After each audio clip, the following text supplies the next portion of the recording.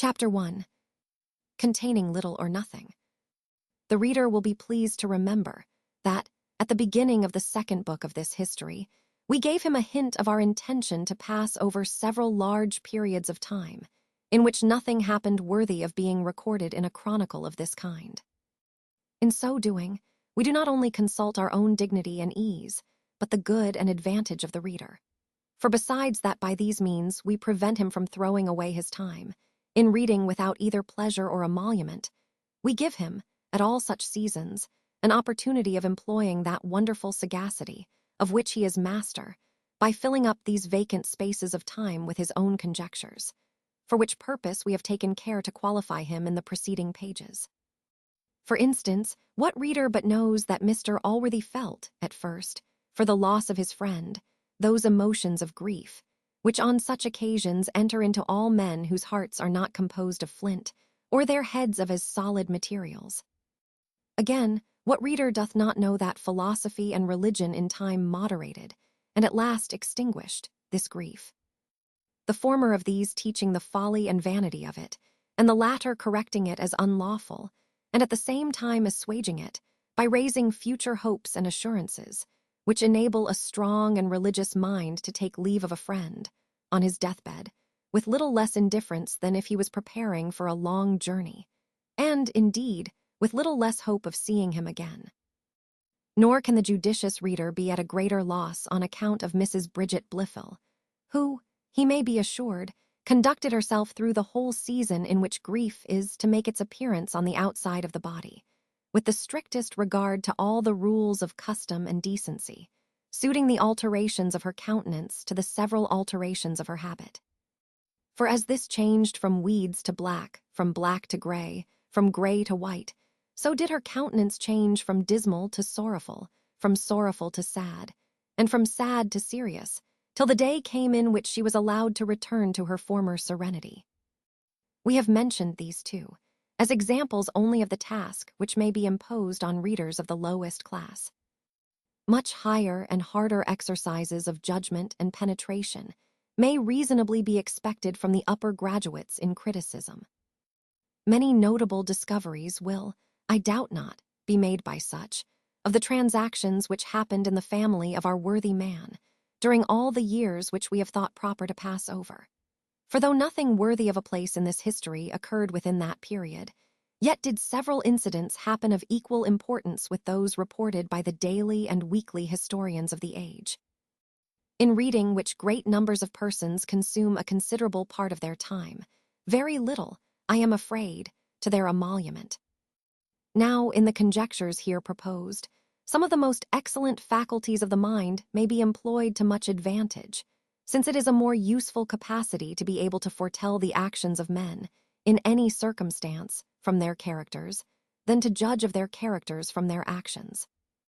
The former, I own, requires the greater penetration, but may be accomplished by true sagacity with no less certainty than the latter. As we are sensible that much the greatest part of our readers are very eminently possessed of this quality, we have left them a space of 12 years to exert it in, and shall now bring forth our hero, at about 14 years of age, not questioning that many have been long impatient to be introduced to his acquaintance. Chapter 2. The hero of this great history appears with very bad omens. A little tale of so low a kind that some may think it not worth their notice. A word or two concerning a squire, and more relating to a gamekeeper and a schoolmaster. As we determined, when we first sat down to write this history, to flatter no man, but to guide our pen throughout by the directions of truth, we are obliged to bring our hero on the stage in a much more disadvantageous manner than we could wish, and to declare honestly, even at his first appearance, that it was the universal opinion of all Mr. Allworthy's family that he was certainly born to be hanged. Indeed, I am sorry to say there was too much reason for this conjecture, the lad having from his earliest years discovered a propensity to many vices, and especially to one which hath as direct a tendency as any other to that fate, which we have just now observed to have been prophetically denounced against him.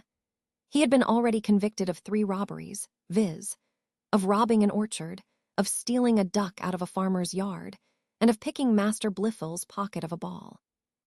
The vices of this young man were, moreover, heightened by the disadvantageous light in which they appeared when opposed to the virtues of Master Blifil, his companion, a youth of so different a cast from little Jones, that not only the family but all the neighborhood resounded his praises. He was, indeed, a lad of a remarkable disposition, sober, discreet, and pious beyond his age, qualities which gained him the love of everyone who knew him, while Tom Jones was universally disliked, and many expressed their wonder that Mr. Allworthy would suffer such a lad to be educated with his nephew, lest the morals of the latter should be corrupted by his example. An incident which happened about this time will set the characters of these two lads more fairly before the discerning reader than is in the power of the longest dissertation. Tom Jones, who, bad as he is, must serve for the hero of this history, had only one friend among all the servants of the family. For as to Mrs. Wilkins, she had long since given him up, and was perfectly reconciled to her mistress. This friend was the gamekeeper, a fellow of a loose kind of disposition, and who was thought not to entertain much stricter notions concerning the difference of meum and tuum than the young gentleman himself. And hence this friendship gave occasion to many sarcastical remarks among the domestics, most of which were either proverbs before, or at least are become so now. And indeed, the wit of them all may be comprised in that short Latin proverb, Noscitur a socio, which, I think, is thus expressed in English: you may know him by the company he keeps. To say the truth, some of that atrocious wickedness in Jones, of which we have just mentioned 3 examples, might perhaps be derived from the encouragement he had received from this fellow, who, in 2 or 3 instances, had been what the law calls an accessory after the fact. For the whole duck and great part of the apples were converted to the use of the gamekeeper and his family, though, as Jones alone was discovered, the poor lad bore not only the whole smart, but the whole blame, both which fell again to his lot on the following occasion. Contiguous to Mr. Allworthy's estate was the manor of one of those gentlemen who are called preservers of the game. This species of men, from the great severity with which they revenge the death of a hare or partridge, might be thought to cultivate the same superstition with the Banians in India, many of whom, we are told, dedicate their whole lives to the preservation and protection of certain animals. Was it not that our English Banians, while they preserve them from other enemies, will most unmercifully slaughter whole horse-loads themselves, so that they stand clearly acquitted of any such heathenish superstition? I have, indeed, a much better opinion of this kind of men than is entertained by some, as I take them to answer the order of nature and the good purposes for which they were ordained, in a more ample manner than many others. Now, as Horace tells us that there are a set of human beings frugs consumere nati, born to consume the fruits of the earth, so I make no manner of doubt but that there are others feras consumere nati, born to consume the beasts of the field, or, as it is commonly called, the game, and none, I believe, will deny but that those squires fulfill this end of their creation. Little Jones went one day a-shooting with the gamekeeper, when happening to spring a covey of partridges near the border of that manor over which fortune, to fulfill the wise purposes of nature, had planted one of the game consumers, the birds flew into it, and were marked, as it is called, by the 2 sportsmen, in some furze bushes, about 200 or 300 paces beyond Mr. Allworthy's dominions. Mr. Allworthy had given the fellow strict orders, on pain of forfeiting his place, never to trespass on any of his neighbors, no more on those who were less rigid in this matter than on the lord of this manor. With regard to others, indeed, these orders had not been always very scrupulously kept, but as the disposition of the gentleman with whom the partridges had taken sanctuary was well known, the gamekeeper had never yet attempted to invade his territories. Nor had he done it now, had not the younger sportsman, who was excessively eager to pursue the flying game, overpersuaded him, but Jones, being very importunate, the other, who was himself keen enough after the sport, yielded to his persuasions, entered the manor, and shot one of the partridges. The gentleman himself was at that time on horseback, at a little distance from them, and hearing the gun go off, he immediately made towards the place, and discovered poor Tom, for the gamekeeper had leapt into the thickest part of the furze brake, where he had happily concealed himself. The gentleman, having searched the lad and found the partridge upon him, denounced great vengeance, swearing he would acquaint Mr. Allworthy. He was as good as his word, for he rode immediately to his house and complained of the trespass on his manor in as high terms and as bitter language as if his house had been broken open, and the most valuable furniture stole out of it. He added that some other person was in his company, though he could not discover him, for that 2 guns had been discharged almost in the same instant. And, says he, we have found only this partridge, but the Lord knows what mischief they have done. At his return home, Tom was presently convened before Mr. Allworthy. He owned the fact, and alleged no other excuse but what was really true, viz., that the covey was originally sprung in Mr. Allworthy's own manor. Tom was then interrogated who was with him, which Mr. Allworthy declared he was resolved to know, acquainting the culprit with the circumstance of the 2 guns, which had been deposed by the squire and both his servants. But Tom stoutly persisted in asserting that he was alone. Yet, to say the truth, he hesitated a little at first, which would have confirmed Mr. Allworthy's belief, had what the squire and his servants said wanted any further confirmation. The gamekeeper, being a suspected person, was now sent for, and the question put to him. But he, relying on the promise which Tom had made him to take all upon himself, very resolutely denied being in company with the young gentleman, or indeed having seen him the whole afternoon. Mr. Allworthy then turned towards Tom, with more than usual anger in his countenance, and advised him to confess who was with him, repeating that he was resolved to know. The lad, however, still maintained his resolution, and was dismissed with much wrath by Mr. Allworthy, who told him he should have to the next morning to consider of it, when he should be questioned by another person, and in another manner. Poor Jones spent a very melancholy night, and the more so as he was without his usual companion, for Master Blifil was gone abroad on a visit with his mother. Fear of the punishment he was to suffer was on this occasion his least evil, his chief anxiety being lest his constancy should fail him, and he should be brought to betray the gamekeeper, whose ruin he knew must now be the consequence. Nor did the gamekeeper pass his time much better. He had the same apprehensions with the youth, for whose honor he had likewise a much tenderer regard than for his skin. In the morning, when Tom attended the Reverend Mr. Thwackum, the person to whom Mr. Allworthy had committed the instruction of the 2 boys, he had the same questions put to him by that gentleman which he had been asked the evening before, to which he returned the same answers. The consequence of this was so severe a whipping that it possibly fell little short of the torture with which confessions are in some countries extorted from criminals. Tom bore his punishment with great resolution, and though his master asked him, between every stroke, whether he would not confess, he was contented to be fleed rather than betray his friend or break the promise he had made. The gamekeeper was now relieved from his anxiety, and Mr. Allworthy himself began to be concerned at Tom's sufferings.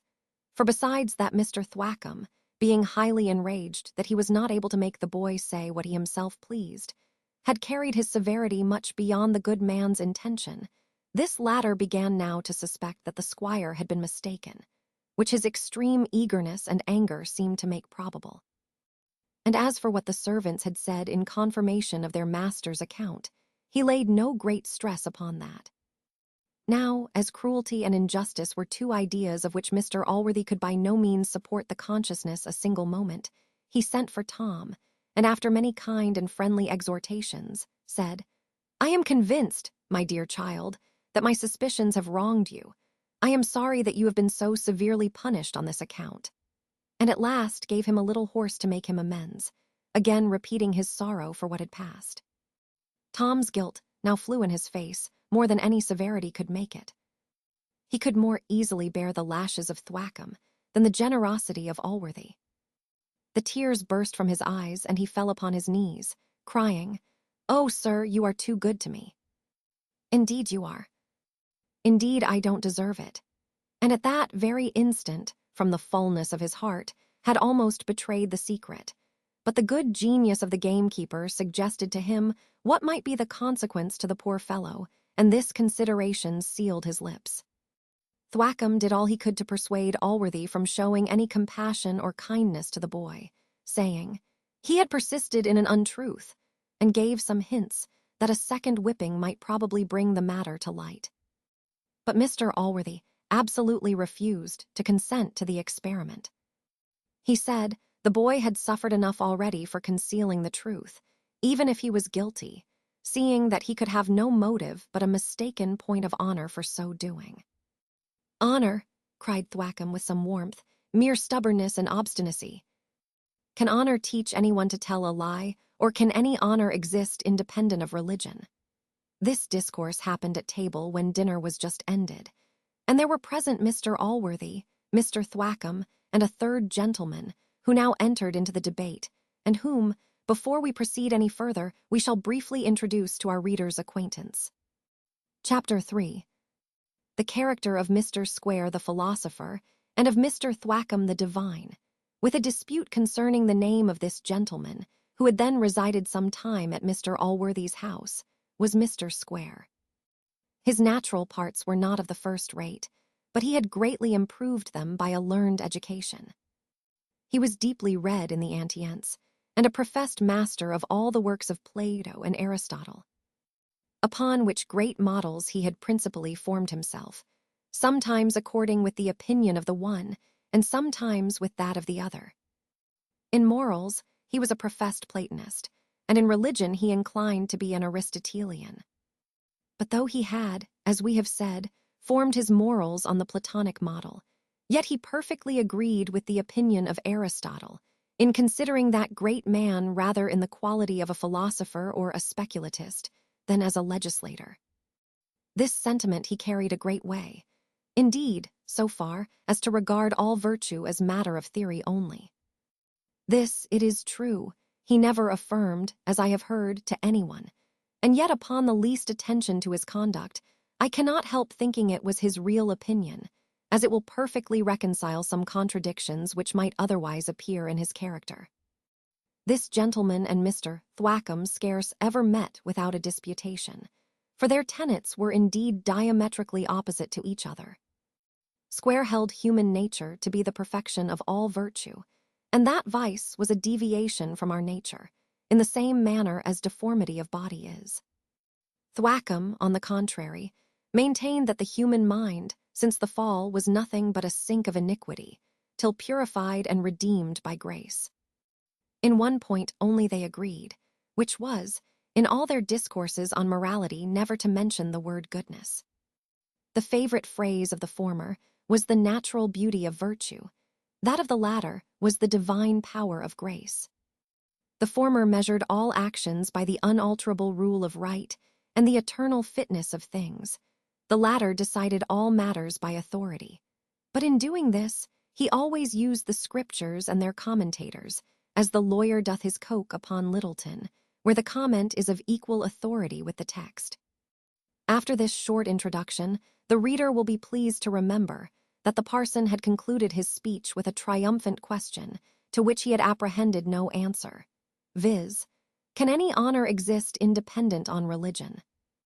To this Square answered, that it was impossible to discourse philosophically concerning words till their meaning was first established, that there were scarce any two words of a more vague and uncertain signification than the two he had mentioned, for that there were almost as many different opinions concerning honor as concerning religion. But, says he, if by honor you mean the true natural beauty of virtue, I will maintain it may exist independent of any religion whatever.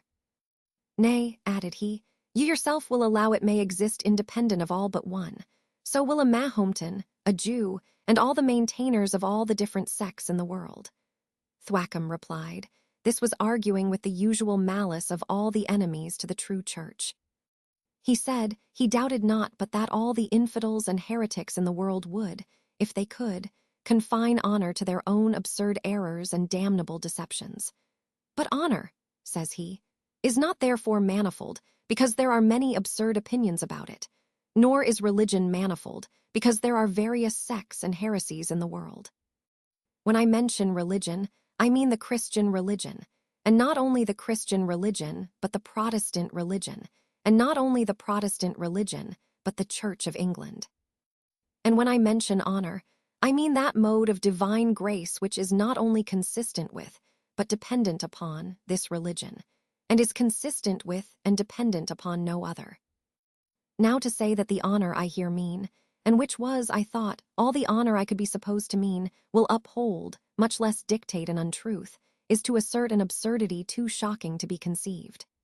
I purposely avoided, says Square, drawing a conclusion which I thought evident from what I have said, but if you perceived it, I am sure you have not attempted to answer it. However, to drop the article of religion, I think it is plain, from what you have said, that we have different ideas of honor. Or why do we not agree in the same terms of its explanation? I have asserted that true honor and true virtue are almost synonymous terms, and they are both founded on the unalterable rule of right and the eternal fitness of things, to which an untruth being absolutely repugnant and contrary, it is certain that true honor cannot support an untruth.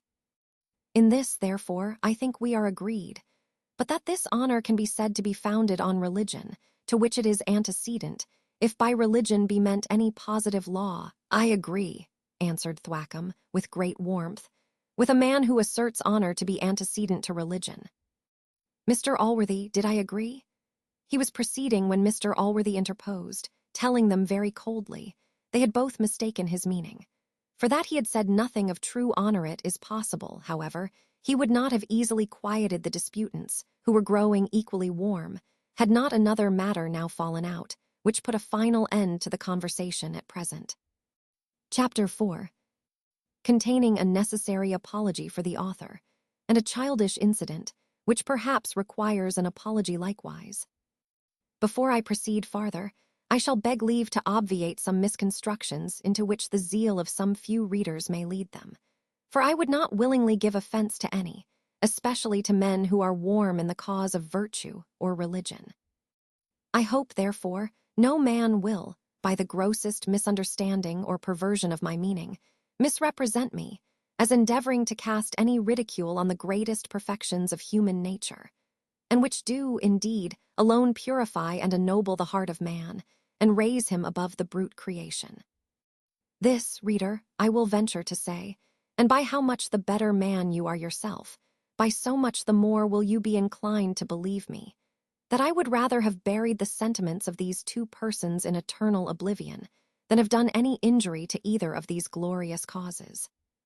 On the contrary, it is with a view to their service that I have taken upon me to record the lives and actions of two of their false and pretended champions.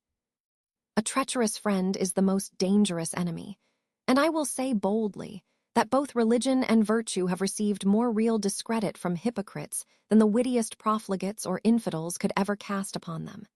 Nay, farther, as these two, in their purity, are rightly called the bands of civil society, and are indeed the greatest of blessings. So when poisoned and corrupted with fraud, pretense, and affectation, they have become the worst of civil curses, and have enabled men to perpetrate the most cruel mischiefs to their own species. Indeed, I doubt not but this ridicule will in general be allowed. My chief apprehension is, as many true and just sentiments often came from the mouths of these persons, lest the whole should be taken together, and I should be conceived to ridicule all alike. Now the reader will be pleased to consider that, as neither of these men were fools, they could not be supposed to have holden none but wrong principles, and to have uttered nothing but absurdities.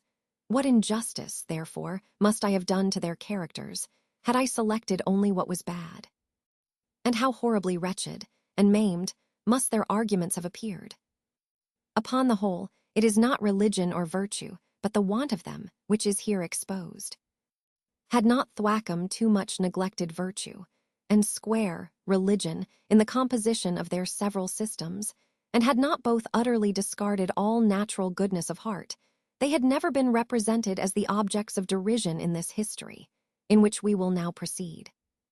This matter, then, which put an end to the debate mentioned in the last chapter, was no other than a quarrel between Master Blifil and Tom Jones, the consequence of which had been a bloody nose to the former.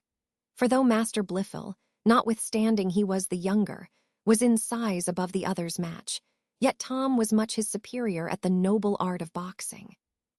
Tom, however, cautiously avoided all engagements with that youth, for besides that Tommy Jones was an inoffensive lad amidst all his roguery, and really loved Blifil, Mr. Thwackum being always the second of the latter, would have been sufficient to deter him. But well says a certain author, no man is wise at all hours. It is therefore no wonder that a boy is not so. A difference arising at play between the two lads, Master Blifil called Tom a beggarly bastard. Upon which the latter, who was somewhat passionate in his disposition, immediately caused that phenomenon in the face of the former, which we have above remembered. Master Blifil now, with his blood running from his nose, and the tears galloping after from his eyes, appeared before his uncle and the tremendous Thwackum. In which court an indictment of assault, battery, and wounding was instantly preferred against Tom, who in his excuse only pleaded the provocation, which was indeed all the matter that Master Blifil had omitted. It is indeed possible that this circumstance might have escaped his memory, for in his reply he positively insisted that he had made use of no such appellation, adding, "Heaven forbid such naughty words should ever come out of his mouth."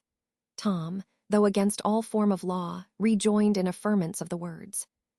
Upon which Master Blifil said, "It is no wonder. Those who will tell one fib will hardly stick at another. If I had told my master such a wicked fib as you have done, I should be ashamed to show my face." "What fib, child?" cries Thwackum pretty eagerly. "Why, he told you that nobody was with him a-shooting when he killed the partridge. But he knows." Here he burst into a flood of tears. "Yes, he knows, for he confessed it to me that Black George the gamekeeper was there." "Nay," he said, "yes, you did deny it if you can, that you would not have confessed the truth, though master had cut you to pieces." At this the fire flashed from Thwackum's eyes, and he cried out in triumph, "Oh, this is your mistaken notion of honor. This is the boy who was not to be whipped again." But Mr. Allworthy, with a more gentle aspect, turned towards the lad and said, "Is this true, child?" "How came you to persist so obstinately in a falsehood?" Tom said. He scorned a lie as much as anyone, but he thought his honor engaged him to act as he did, for he had promised the poor fellow to conceal him, which, he said, he thought himself farther obliged to, as the gamekeeper had begged him not to go into the gentleman's manor, and had at last gone himself, in compliance with his persuasions. He said this was the whole truth of the matter, and he would take his oath of it, and concluded with very passionately begging Mr. Allworthy to have compassion on the poor fellow's family, especially as he himself only had been guilty, and the other had been very difficultly prevailed on to do what he did. "Indeed, sir," said he, "it could hardly be called a lie that I told, for the poor fellow was entirely innocent of the whole matter.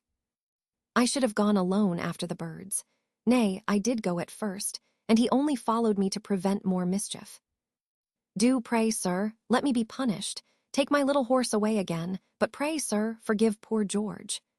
Mr. Allworthy hesitated a few moments, and then dismissed the boys, advising them to live more friendly and peaceably together. Chapter 5. The opinions of the divine and the philosopher concerning the two boys, with some reasons for their opinions and other matters.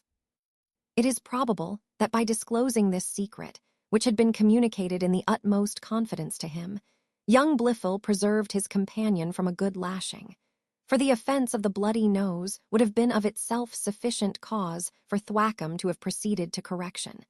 But now this was totally absorbed in the consideration of the other matter. And with regard to this, Mr. Allworthy declared privately, he thought the boy deserved reward rather than punishment, so that Thwackum's hand was withheld by a general pardon. Thwackum, whose meditations were full of birch, exclaimed against this weak, and, as he said, he would venture to call it, wicked lenity. To remit the punishment of such crimes was, he said, to encourage them. He enlarged much on the correction of children, and quoted many texts from Solomon and others, which being to be found in so many other books shall not be found here. He then applied himself to the vice of lying, on which head he was altogether as learned as he had been on the other. Square said, He had been endeavoring to reconcile the behavior of Tom with his idea of perfect virtue, but could not. He owned there was something which at first sight appeared like fortitude in the action, but as fortitude was a virtue and falsehood a vice, they could by no means agree or unite together. He added that as this was in some measure to confound virtue and vice, it might be worth Mr. Thwackum's consideration, whether a larger castigation might not be laid on upon the account. As both these learned men concurred in censuring Jones, so were they no less unanimous in applauding Master Blifil. To bring truth to light was by the parson asserted to be the duty of every religious man, and by the philosopher this was declared to be highly conformable with the rule of right and the eternal and unalterable fitness of things. All this, however, weighed very little with Mr. Allworthy. He could not be prevailed on to sign the warrant for the execution of Jones. There was something within his own breast with which the invincible fidelity which that youth had preserved corresponded much better than it had done with the religion of Thwackum or with the virtue of Square. He therefore strictly ordered the former of these gentlemen to abstain from laying violent hands on Tom for what had passed. The pedagogue was obliged to obey those orders, but not without great reluctance and frequent mutterings that the boy would be certainly spoiled. Towards the gamekeeper, the good man behaved with more severity. He presently summoned that poor fellow before him, and after many bitter remonstrances, paid him his wages and dismissed him from his service. For Mr. Allworthy rightly observed that there was a great difference between being guilty of a falsehood to excuse yourself and to excuse another. He likewise urged, as the principal motive to his inflexible severity against this man, that he had basely suffered Tom Jones to undergo so heavy a punishment for his sake, whereas he ought to have prevented it by making the discovery himself. When this story became public, many people differed from Square and Thwackum in judging the conduct of the two lads on the occasion. Master Blifil was generally called a sneaking rascal, a poor-spirited wretch, with other epithets of the like kind, whilst Tom was honored with the appellations of a brave lad, a jolly dog, and an honest fellow. Indeed, his behavior to Black George much ingratiated him with all the servants, for though that fellow was before universally disliked, yet he was no sooner turned away than he was as universally pitied, and the friendship and gallantry of Tom Jones was celebrated by them all with the highest applause, and they condemned Master Blifil as openly as they durst, without incurring the danger of offending his mother. For all this, however, poor Tom smarted in the flesh, for though Thwackum had been inhibited to exercise his arm on the foregoing account, yet, as the proverb says, it is easy to find a stick and see. So was it easy to find a rod, and, indeed, the not being able to find one was the only thing which could have kept Thwackum any long time from chastising poor Jones. Had the bare delight in the sport been the only inducement to the pedagogue, it is probable Master Blifil would likewise have had his share. But though Mr. Allworthy had given him frequent orders to make no difference between the lads, yet was Thwackum altogether as kind and gentle to this youth, as he was harsh, nay even barbarous, to the other. To say the truth, Blifil had greatly gained his master's affections, partly by the profound respect he always showed his person, but much more by the decent reverence with which he received his doctrine. For he had got by heart, and frequently repeated, his phrases, and maintained all his master's religious principles with a zeal which was surprising in one so young, and which greatly endeared him to the worthy preceptor. Tom Jones, on the other hand, was not only deficient in outward tokens of respect, often forgetting to pull off his hat or to bow at his master's approach, but was altogether as unmindful both of his master's precepts and example. He was indeed a thoughtless, giddy youth, with little sobriety in his manners and less in his countenance, and would often very impudently and indecently laugh at his companion for his serious behavior. Mr. Square had the same reason for his preference of the former lad, for Tom Jones showed no more regard to the learned discourses which this gentleman would sometimes throw away upon him than to those of Thwackum. He once ventured to make a jest of the rule of right, and at another time said He believed there was no rule in the world capable of making such a man as his father, for so Mr. Allworthy suffered himself to be called. Master Blifil, on the contrary, had address enough at 16 to recommend himself at one and the same time to both these opposites. With one he was all religion, with the other he was all virtue. And when both were present, he was profoundly silent, which both interpreted in his favor and in their own. Nor was Blifil contented with flattering both these gentlemen to their faces. He took frequent occasions of praising them behind their backs to Allworthy, before whom, when they two were alone, and his uncle commended any religious or virtuous sentiment, for many such came constantly from him, he seldom failed to ascribe it to the good instructions he had received from either Thwackum or Square, for he knew his uncle repeated all such compliments to the persons for whose use they were meant.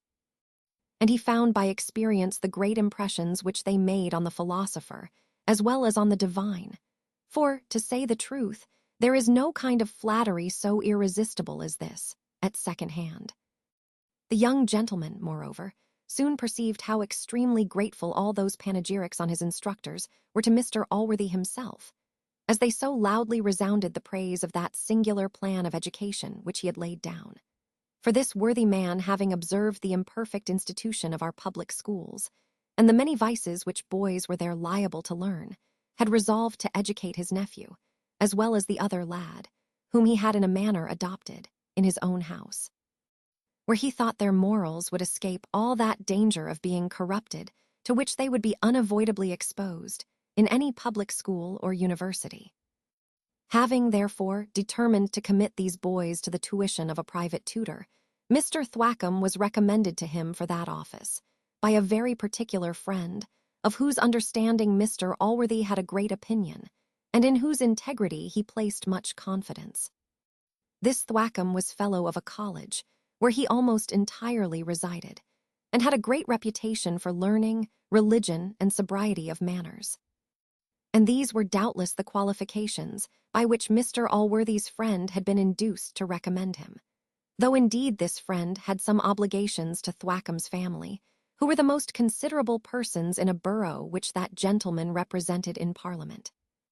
Thwackum, at his first arrival, was extremely agreeable to Allworthy, and indeed he perfectly answered the character which had been given of him.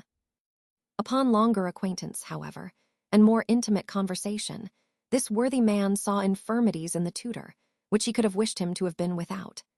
Though as those seemed greatly overbalanced by his good qualities, they did not incline Mr. Allworthy to part with him, nor would they indeed have justified such a proceeding, for the reader is greatly mistaken if he conceives that Thwackum appeared to Mr. Allworthy in the same light as he doth to him in this history. And he is as much deceived if he imagines that the most intimate acquaintance which he himself could have had with that divine would have informed him of those things which we, from our inspiration, are enabled to open and discover. Of readers who, from such conceits as these, condemn the wisdom or penetration of Mr. Allworthy, I shall not scruple to say that they make a very bad and ungrateful use of that knowledge which we have communicated to them. These apparent errors in the doctrine of Thwackum served greatly to palliate the contrary errors in that of Square, which our good man no less saw and condemned. He thought, indeed, that the different exuberancies of these gentlemen would correct their different imperfections, and that from both, especially with his assistance, the two lads would derive sufficient precepts of true religion and virtue. If the event happened contrary to his expectations, this possibly proceeded from some fault in the plan itself, which the reader hath my leave to discover, if he can. For we do not pretend to introduce any infallible characters into this history, where we hope nothing will be found which hath never yet been seen in human nature. To return, therefore, the reader will not, I think, wonder that the different behavior of the two lads above commemorated produced the different effects of which he hath already seen some instance. And besides this, there was another reason for the conduct of the philosopher and the pedagogue, but this being matter of great importance, we shall reveal it in the next chapter. Chapter 6, containing a better reason still for the before-mentioned opinions. It is to be known, then, that those two learned personages, who have lately made a considerable figure on the theater of this history, had, from their first arrival at Mr. Allworthy's house, taken so great an affection, the one to his virtue, the other to his religion, that they had meditated the closest alliance with him. For this purpose they had cast their eyes on that fair widow, whom, though we have not for some time made any mention of her, the reader, we trust, hath not forgot. Mrs. Blifil was indeed the object to which they both aspired. It may seem remarkable that, of 4 persons whom we have commemorated at Mr. Allworthy's house, 3 of them should fix their inclinations on a lady who was never greatly celebrated for her beauty, and who was, moreover, now a little descended into the vale of years. But in reality bosom friends and intimate acquaintance have a kind of natural propensity to particular females at the house of a friend, viz. To his grandmother, mother, sister, daughter, aunt, niece, or cousin, when they are rich, and to his wife, sister, daughter, niece, cousin, mistress, or servant maid, if they should be handsome. We would not, however, have our reader imagine that persons of such characters as were supported by Thwackum and Square would undertake a matter of this kind, which hath been a little censured by some rigid moralists, before they had thoroughly examined it, and considered whether it was, as Shakespeare phrases it, stuff o.th conscience, or no. Thwackum was encouraged to the undertaking by reflecting that to covet your neighbour's sister is nowhere forbidden, and he knew it was a rule in the construction of all laws, that expressum facit cessare tacitum, the sense of which is, when a lawgiver sets down plainly his whole meaning, we are prevented from making him mean what we please ourselves. As some instances of women, therefore, are mentioned in the divine law, which forbids us to covet our neighbour's goods, and that of a sister omitted, he concluded it to be lawful. And as to Square, who was in his person what is called a jolly fellow, or a widow's man, he easily reconciled his choice to the eternal fitness of things. Now, as both of these gentlemen were industrious in taking every opportunity of recommending themselves to the widow, they apprehended one certain method was, by giving her son the constant preference to the other lad. And as they conceived the kindness and affection which Mr. Allworthy showed the latter must be highly disagreeable to her, they doubted not but the laying hold on all occasions to degrade and vilify him would be highly pleasing to her, who, as she hated the boy, must love all those who did him any hurt. In this Thwackum had the advantage, for while Square could only scarify the poor lad's reputation, he could flee his skin, and indeed he considered every lash he gave him as a compliment paid to his mistress, so that he could, with the utmost propriety, repeat this old flogging line, Castigo te non quod odio habem, sed quod amem. I chastise thee not out of hatred, but out of love. And this, indeed, he often had in his mouth, or rather, according to the old phrase, never more properly applied at his fingers' ends. For this reason, principally, the 2 gentlemen concurred, as we have seen above, in their opinion concerning the 2 lads, this being, indeed, almost the only instance of their concurring on any point. For beside the difference of their principles, they had both long ago strongly suspected each other's design, and hated one another with no little degree of inveteracy. This mutual animosity was a good deal increased by their alternate successes, for Mrs. Blifil knew what they would be at long before they imagined it, or, indeed, intended she should, for they proceeded with great caution, lest she should be offended, and acquaint Mr. Allworthy. But they had no reason for any such fear. She was well enough pleased with a passion, of which she intended none should have any fruits but herself.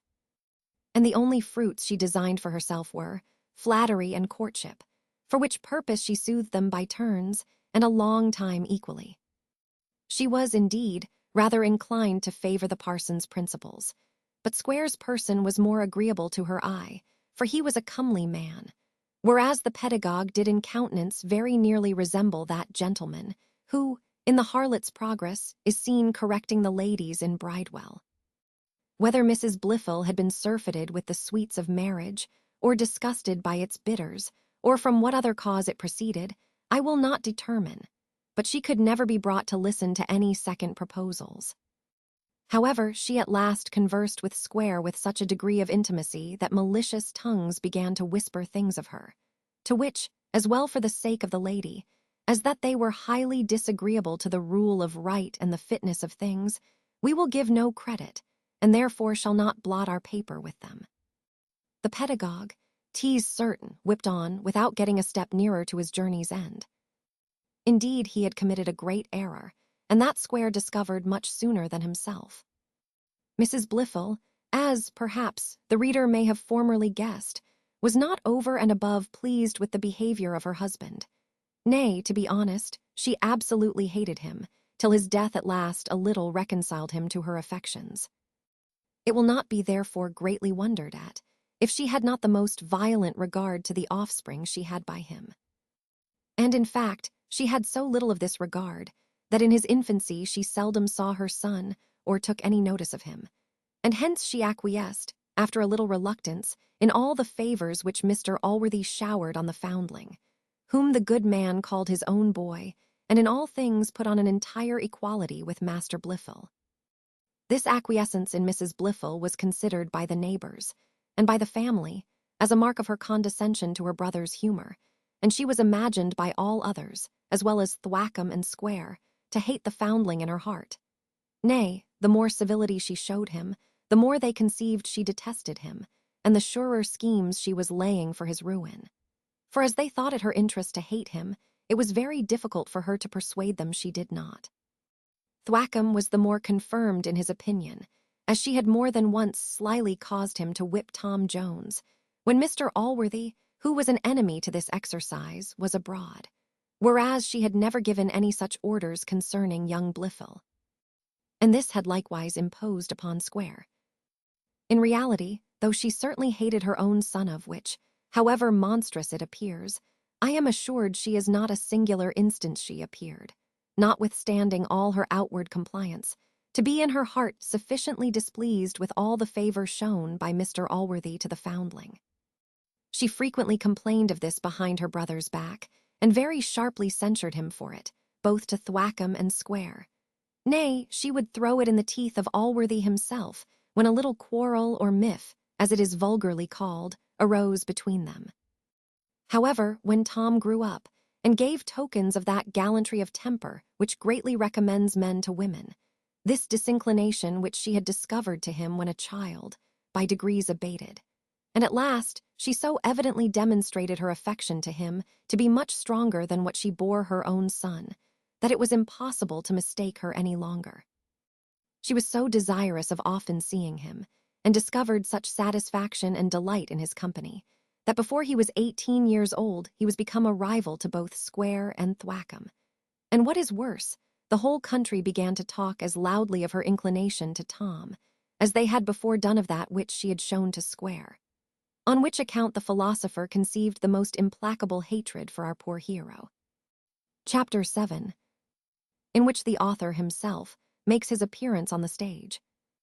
Though Mr. Allworthy was not of himself hasty to see things in a disadvantageous light, and was a stranger to the public voice, which seldom reaches to a brother or a husband, though it rings in the ears of all the neighborhood, yet was this affection of Mrs. Blifil to Tom, and the preference which she too visibly gave him to her own son, of the utmost disadvantage to that youth.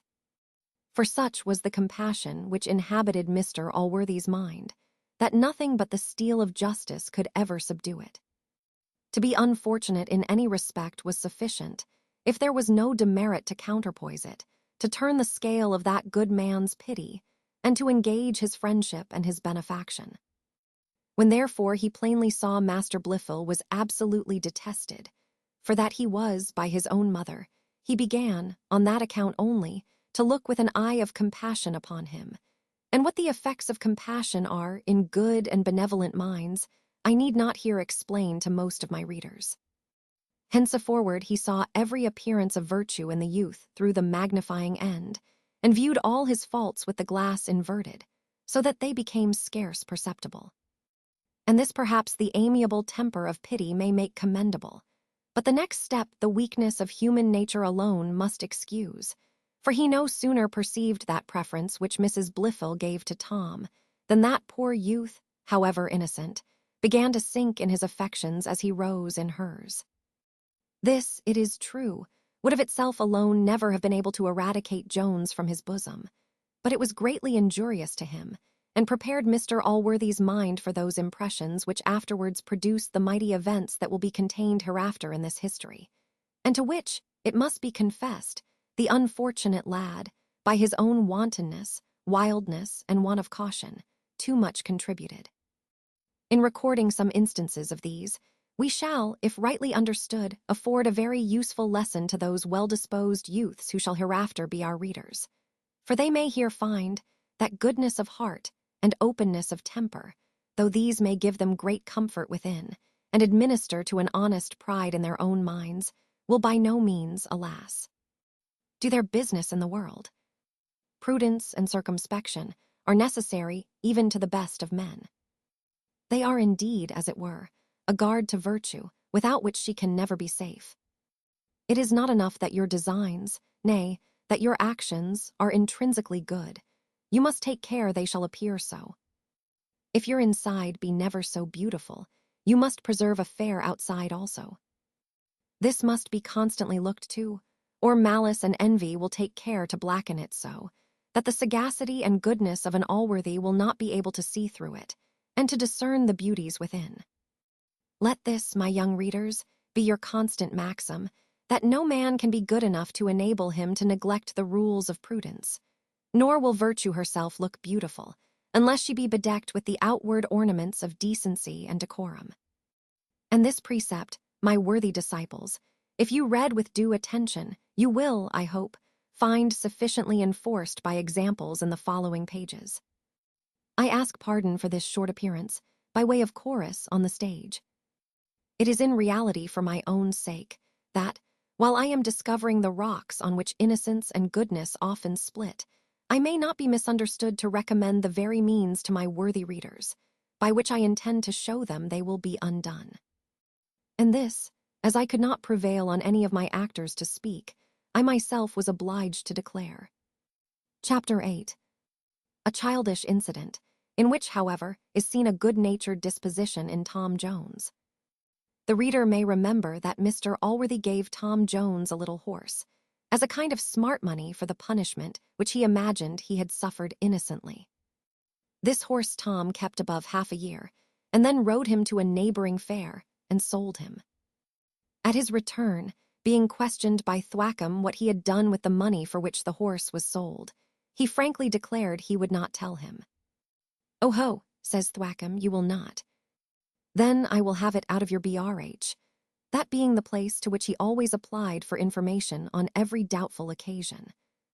Tom was now mounted on the back of a footman, and everything prepared for execution, when Mr. Allworthy, entering the room, gave the criminal a reprieve, and took him with him into another apartment, where, being alone with Tom, he put the same question to him which Thwackum had before asked him. Tom answered, he could in duty refuse him nothing, but as for that tyrannical rascal, he would never make him any other answer than with a cudgel, with which he hoped soon to be able to pay him for all his barbarities. Mr. Allworthy very severely reprimanded the lad for his indecent and disrespectful expressions concerning his master, but much more for his avowing an intention of revenge. He threatened him with the entire loss of his favor if he ever heard such another word from his mouth, for, he said, he would never support or befriend a reprobate. By these and the like declarations, he extorted some compunction from Tom, in which that youth was not over-sincere, for he really meditated some return for all the smarting favors he had received at the hands of the pedagogue. He was, however, brought by Mr. Allworthy to express a concern for his resentment against Thwackum, and then the good man, after some wholesome admonition, permitted him to proceed, which he did as follows. "Indeed, my dear sir, I love and honor you more than all the world. I know the great obligations I have to you, and should detest myself if I thought my heart was capable of ingratitude. Could the little horse you gave me speak, I am sure he could tell you how fond I was of your present, for I had more pleasure in feeding him than in riding him. Indeed, sir, it went to my heart to part with him, nor would I have sold him upon any other account in the world than what I did. You yourself, sir, I am convinced, in my case, would have done the same, for none ever so sensibly felt the misfortunes of others. What would you feel, dear sir, if you thought yourself the occasion of them. Indeed, sir, there never was any misery like theirs. Like whose child? Says Allworthy. What do you mean? Oh, sir, answered Tom, your poor gamekeeper, with all his large family, ever since your discarding him, have been perishing with all the miseries of cold and hunger. I could not bear to see these poor wretches naked and starving, and at the same time know myself to have been the occasion of all their sufferings. I could not bear it, sir. Upon my soul, I could not. Here the tears ran down his cheeks, and he thus proceeded. It was to save them from absolute destruction I parted with your dear present, notwithstanding all the value I had for it. I sold the horse for them, and they have every farthing of the money. Mr. Allworthy now stood silent for some moments, and before he spoke the tears started from his eyes. He at length dismissed Tom with a gentle rebuke, advising him for the future to apply to him in cases of distress, rather than to use extraordinary means of relieving them himself. This affair was afterwards the subject of much debate between Thwackum and Square. Thwackum held that this was flying in Mr. Allworthy's face, who had intended to punish the fellow for his disobedience. He said, in some instances, what the world called charity appeared to him to be opposing the will of the Almighty, which had marked some particular persons for destruction, and that this was in like manner acting in opposition to Mr. Allworthy, concluding, as usual, with a hearty recommendation of Birch. Square argued strongly on the other side, in opposition perhaps to Thwackum, or in compliance with Mr. Allworthy, who seemed very much to approve what Jones had done. As to what he urged on this occasion, as I am convinced most of my readers will be much abler advocates for poor Jones, it would be impertinent to relate it.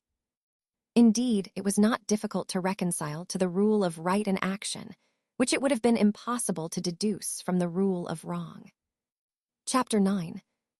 Containing an incident of a more heinous kind, with the comments of Thwackum and Square. It hath been observed by some man of much greater reputation for wisdom than myself, that misfortunes seldom come single. An instance of this may, I believe, be seen in those gentlemen who have the misfortune to have any of their rogueries detected, for here discovery seldom stops till the whole is come out. Thus it happened to poor Tom, who was no sooner pardoned for selling the horse than he was discovered to have some time before sold a fine Bible which Mr. Allworthy gave him, the money arising from which sale he had disposed of in the same manner. This Bible Master Blifil had purchased, though he had already such another of his own, partly out of respect for the book, and partly out of friendship to Tom, being unwilling that the Bible should be sold out of the family at half price. He therefore deposited the said half price himself, for he was a very prudent lad, and so careful of his money, that he had laid up almost every penny which he had received from Mr. Allworthy. Some people have been noted to be able to read in no book but their own.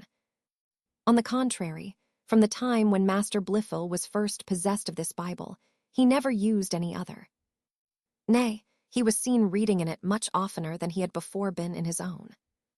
Now, as he frequently asked Thwackum to explain difficult passages to him, that gentleman unfortunately took notice of Tom's name, which was written in many parts of the book. This brought on an inquiry, which obliged Master Blifil to discover the whole matter. Thwackum was resolved a crime of this kind, which he called sacrilege, should not go unpunished. He therefore proceeded immediately to castigation, and not contented with that, he acquainted Mr. Allworthy, at their next meeting, with this monstrous crime, as it appeared to him, inveighing against Tom in the most bitter terms, and likening him to the buyers and sellers who were driven out of the temple. Square saw this matter in a very different light. He said he could not perceive any higher crime in selling one book than in selling another. That to sell Bibles was strictly lawful by all laws both divine and human, and consequently there was no unfitness in it. He told Thwackum that his great concern on this occasion brought to his mind the story of a very devout woman, who, out of pure regard to religion, stole Tillotson's sermons from a lady of her acquaintance. This story caused a vast quantity of blood to rush into the parson's face, which of itself was none of the palest, and he was going to reply with great warmth and anger had not Mrs. Blifil, who was present at this debate, interposed. That lady declared herself absolutely of Mr. Square's side. She argued, indeed, very learnedly in support of his opinion, and concluded with saying, if Tom had been guilty of any fault, she must confess her own son appeared to be equally culpable, for that she could see no difference between the buyer and the seller, both of whom were alike to be driven out of the temple. Mrs. Blifil, having declared her opinion, put an end to the debate. Square's triumph would almost have stopped his words, had he needed them, and Thwackum, who, for reasons before mentioned, durst not venture at disobliging the lady, was almost choked with indignation. As to Mr. Allworthy, he said, since the boy had been already punished, he would not deliver his sentiments on the occasion, and whether he was or was not angry with the lad, I must leave to the reader's own conjecture. Soon after this, an action was brought against the gamekeeper by Squire Western, the gentleman in whose manor the partridge was killed, for depredations of the like kind. This was a most unfortunate circumstance for the fellow, as it not only of itself threatened his ruin, but actually prevented Mr. Allworthy from restoring him to his favour. For as that gentleman was walking out one evening with Master Blifil and young Jones, the latter slyly drew him to the habitation of Black George, where the family of that poor wretch, namely, his wife and children, were found in all the misery with which cold, hunger, and nakedness can affect human creatures. For as to the money they had received from Jones, former debts had consumed almost the whole.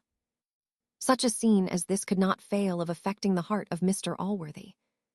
He immediately gave the mother a couple of guineas, with which he bid her clothe her children. The poor woman burst into tears at this goodness, and while she was thanking him, could not refrain from expressing her gratitude to Tom, who had, she said, long preserved both her and hers from starving.